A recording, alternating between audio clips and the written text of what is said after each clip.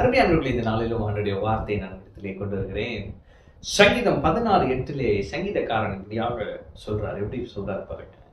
கர்த்தரை எப்போதும் எனக்கு முன்பாக வைத்திருக்கிறேன், அவர் என் வலது பார்சத்தில் இருக்கிறபடியால் நான் அசைக்கப்படுவதில்லை. அப்ப நீங்க நான் சொல்றேன், நீங்க அசைக்கப்படுவதில்லை. உங்களை அசைக்க எந்த வல்லமையாலும் முடியாது. எப்ப அப்படின்னா, கர்த்தரை எப்போதும் எனக்கு முன்பாக வைத்திருக்கிறேன். அப்ப கர்த்தரை எப்போதும் உங்களுக்கு முன்பாக வைத்திருக்கிறீங்களா?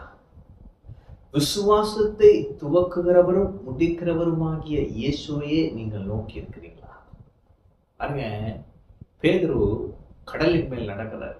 அதுக்கு முன்னாடி ஆண்டவர்கிட்ட போய் கேட்பாரு, நீரே ஆனால் நான் ஜலத்தில் நடக்க உம்மிடத்தில் வர எனக்கு கட்டளை கொடு. உடனே அவர் வா அப்படின்ட்டாரு. படவை விட்டு இறங்கி ஜலத்தின் மேல் நடக்கிறான், கடலின் மேல் நடக்கிறார். மற்றவங்க எல்லாம் பார்த்துட்டு இருக்காங்க, என்ன இவனுக்கு வந்துச்சு அப்படின்ட்டு.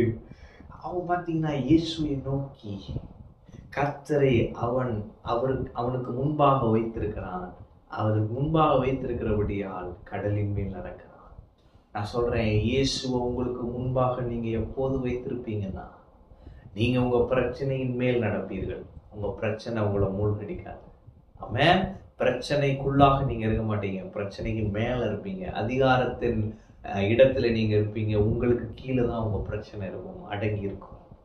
எப்பன்னா, கர்த்தரை எப்போதும் உங்களுக்கு முன்பாக வைத்திருக்கும் பொழுது. காற்று பலமா இருக்கிறதை கண்டு, அதுக்கு முன்னாடி காற்று பலமா தான் இருந்தது இல்லையா? காற்று பலமா இருக்கு, இவன் இயேசுவை பார்த்து கடலின் மேல் நடக்கிறான்.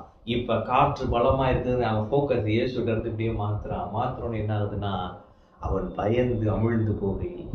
அப்ப கர்த்தரை எப்போதும் உங்களுக்கு முன்பாக நீங்கள் வைத்திருக்க வேண்டும். அந்த போக்கஸ் மாறுறப்ப என்ன நடக்குதுன்னா, நீங்க மூழ்குறீங்க, பிரச்சனைக்குள்ள போயிடுறீங்க.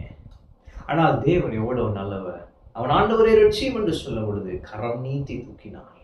இன்னைக்கு நீங்க அவரை கூப்பிட்டீங்கன்னா உங்களை கரம் நீட்டி தூக்குவார். நீங்க தூரத்துல எல்லாம் இல்ல, கை நீட்டி தூக்குற இடத்துல தான் இருக்கிறீங்க. அவன் அப்ப கர்த்தர் உங்க பக்கத்துல தான் இருக்கிறார். எனவே ஆண்டவர் சொல்றாரு, அப்பா நீ என்னையவே நோக்கி வாழ்க்கையை முன்னேறு.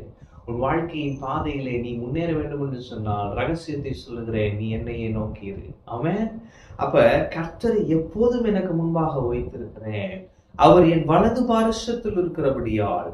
அப்படின்னா என்ன? அவர் என் ரைட் சைட்ல இருக்கிறார். அப்படின்னா அது ரைட் சைடு வந்து ஸ்ட்ரென்த்துக்கு அடையாளம் இல்லையா? அப்ப அவர் என் வலது பார்சத்தில் இருக்கிறபடியால், அவர் என் பலனா இருக்கிறபடியால் நான் அசைக்கப்படுவதில்லை. அப்ப இன்னைக்கு நான் சொல்றேன், நீங்க அசைக்கப்படுவதில்லை.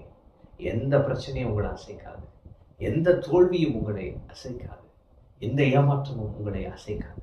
அவன் உடஞ்சிட்டேன் பிரதர், ஒன்றும் உங்களை அசைக்காது. அவன் எவ்வளவு பெரிய பிரச்சனையா இருந்தாலும், போராட்டமா இருந்தாலும், எதிர்பார்த்திராத தோல்வியா இருந்தாலும், எதிர்பார்த்திராத ஏமாற்றங்களா இருந்தாலும், கர்த்தரை உங்களுக்கு முன்பாக வைத்திருக்கிறீர்கள், நீங்கள் அசைக்கப்படுவதில்லை.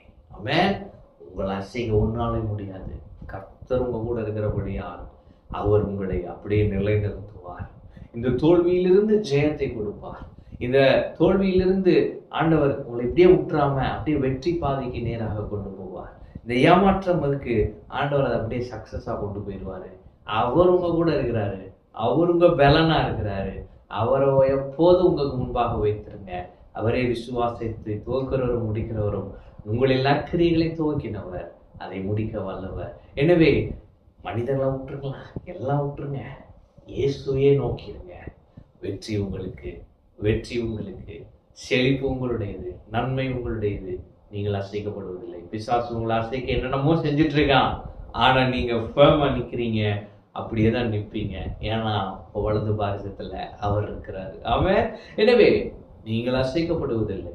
நீங்கள் பலவீனமா இருக்கவில்லை, பலனா இருக்கிறீர்கள். எந்த பிரச்சனையும் உங்களை அசைக்காது. மாறாக நீங்க ஒரு அசைவை உண்டாக்கி விட்டுருவீங்க. கர்த்தர் உங்களை கொண்டு உங்க பிரச்சனைக்கு நிரந்தரமான முடிவை கொண்டு வந்து தேவன் உங்களை வெற்றி உள்ள வாழ்க்கை வாழும்படியாய் செய்வார். கர்த்தரை எப்போதும் எனக்கு முன்பாக வைத்திருக்கிறேன், அவரின் வலது பாரசத்தில் இருக்கிறபடியால் நான் அசைக்கப்படுவதில்லை. ஆமென். கர்த்தர் உங்களோடு இருக்கிறார். கர்த்தர் உங்களை ஆசீர்வதிப்பார்.